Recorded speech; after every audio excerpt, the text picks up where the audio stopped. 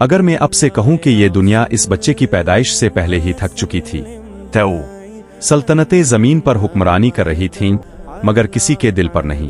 رومی سلطنت بر اعظموں تک پھیلی ہوئی تھی، طاقتور مگر اندر سے ٹوٹی ہوئی۔ فارسی سلطنت دولت اور قوت میں مضبوط تھی مگر مسلسل جنگوں میں الجھی ہوئی جو اپنے لوگوں سے امید نچوڑ رہی تھی۔ دنیا بھر میں بادشاہ زمین کے لیے لڑ رہے تھے، انصاف کے لیے نہیں۔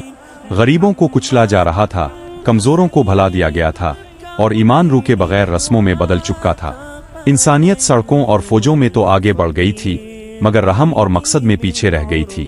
اس تاریکی میں دنیا کو یہ خبر ہی نہ تھی کہ وہ انتظار کر رہی ہے، رہنمائی کا انتظار، توازن کا انتظار، ایسی روشنی کا انتظار جو تاجوں اور تلواروں سے بلند ہو سکے۔